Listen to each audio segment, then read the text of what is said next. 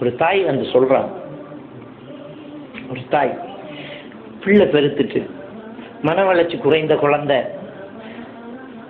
20-22 வயசா போச்சு, ஒரு பெண் குழந்தை. அந்த குழந்தைக்கு துப்புரவு பண்ற வேலையை இந்த தாய் தான் செய்யறாங்க. அந்த பிள்ளைக்காக வேண்டிய எந்த ஃபங்க்ஷனுக்கும் போகாம வீட்டிலேயே இருக்கிறாங்க. பிள்ளைக்கே தன்னுடைய எல்லா நேரங்களையும் அர்ப்பணிக்கிறாங்க. அந்த தாய் ஒரு கவுன்சிலிங் விஷயமா என்னை சந்திக்க வேண்டி ஏற்பட்டது. என்கிட்ட பேசும்போது அந்த தாய் ஒரு விஷயம் சொன்னார்.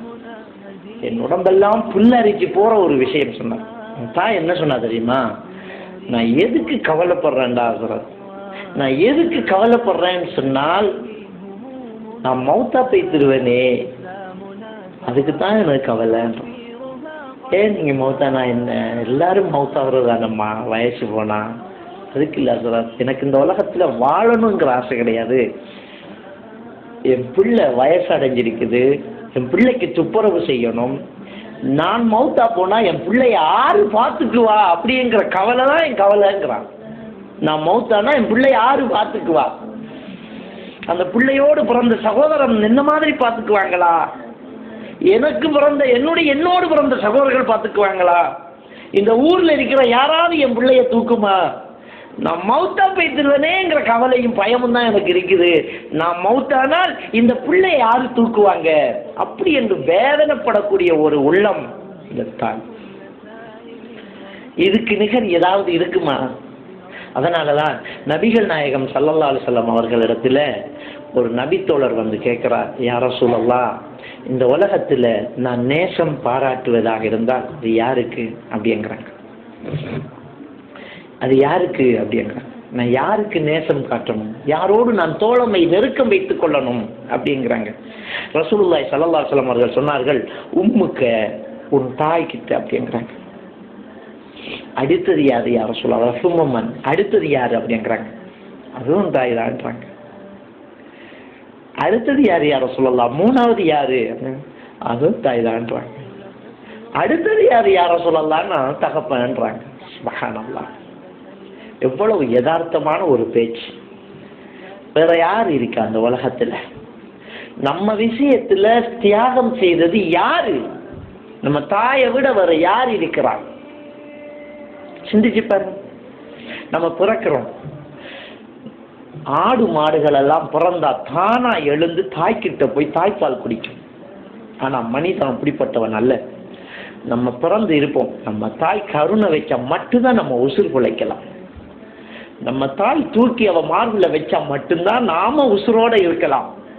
நம்ம என்ன அப்ளிகேஷன் போட்டோம், நம்ம யாருக்கிட்ட முறைப்பாடு செய்வோம்? நமக்கு தாய்ப்பால் தரலாட்டி நம்மளை தூக்கி மடியில வச்சு முந்தானையால மூடி சும்மாவே வச்சிட்டு இருந்து உள்ள குடிக்கிறதுலன்னு ஒரு பொய் சொல்லி இருந்தால் நம்ம யாருக்கிட்ட முறைப்பாடு செய்வோம்? யாரு சாட்சி இருக்கிறான்? எந்த கண்கள் கண்டது? ஒண்ணுமே பார்க்காம நம்மளை தூக்கி நமக்கு தாய்ப்பால் தந்த உறவு இந்த தாய். அதை சொல்லி கூட காட்ட மாட்டான். அதான் அந்த தாய்.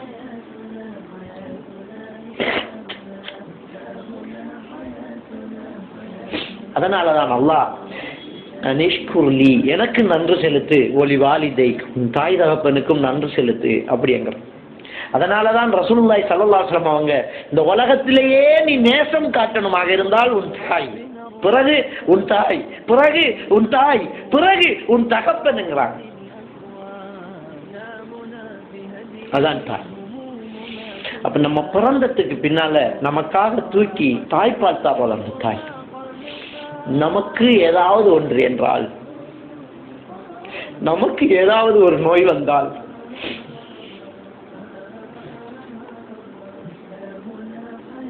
சாப்பிடாமலே இருக்கிறது அந்த தாய், தூங்காம விழிச்சிருக்கிறது அந்த தாய். ஒரு பிள்ளைக்கு காய்ச்சல் வந்தால் தகப்பன் தூங்கிடுவாங்க, அந்த தாய்க்கு தூக்கம் வராது. பிள்ளைக்கு காய்ச்சல், எல்லா பிள்ளைகளுக்கும் சாப்பாடு பங்கு வைப்பா, அந்த தாய் மட்டும் சாப்பிட மாட்டா. எப்படி சாப்பிடுறது? என் பிள்ளை சாப்பிடல அப்படிங்கிறதுக்காக சாப்பிடாமலே இருப்பா. நமக்கு தெரியாது, நாம சிறுசா இருக்கும்போது நமக்காக விழித்திருந்த கண்கள் நம்முடைய தாயுடைய கண்கள், நமக்காக தாகத்தோடு இருந்த உறவு நம்முடைய தாய், நமக்காக பசித்திருந்தது நம்முடைய தாய். நமக்காக என்ன வேண்டாலும் தியாகம் பண்ண தயாராக இருந்த ஒரே ஒரு உறவு நம்முடைய தாய். பிறந்ததுக்கு அப்புறம் பாருங்க, ஒரு பெண்ணு எப்படியெல்லாம் வாழ்ந்திருப்பா. யாரு சத்தம் போட்டாலும் தூக்கத்துல இருந்து எழுப்ப முடியாத பழக்கமுள்ள எத்தனையோ பெண்கள் இருப்பாங்க. என்ன சத்தம் போட்டாலும் எழுப்ப மாட்டாங்க, எழுப்ப முடியாது, வாட்டுக்கு தூங்கிட்டு இருப்பான். ஆனா அவ ஒரு தாயானதுக்கு பின்னால அவ அந்த குழந்தைய வச்சுக்கிட்டு தூங்குறதே ஒரு வித்தியாசமா இருக்கும். எப்படி தூங்குவா தெரியுமா? அந்த குழந்தையில கையை வச்சுக்குவா, ஒரு கனெக்ஷன் கொடுத்துக்குவா, திரும்பி குழந்தையில அப்படியே கையை மெதுவா வச்சுக்குவாங்க. ஏன்? இந்த குழந்தை முழிச்சுக்கிட்டா எழுந்துடணும் அப்படிங்கிறதுக்காக. என்ன ஒரு பொட்டியில போட்டு பூட்டிட்டு பக்கத்துல படுத்து தூங்க மாட்டா தாயி, அப்படியே கையை வச்சுக்குவா. உணர்வுகளை அப்படியே ஒட்டு மொத்தமாக உருக்கி ஒரு இடத்துல வச்சுட்டு நிதானமாக தூங்கக்கூடிய ஒரே ஒரு நிலைமை இந்த குழந்தைகளை வச்சுட்டு தூங்குற அந்த தாய்க்கு மட்டும்தான் முடியும்.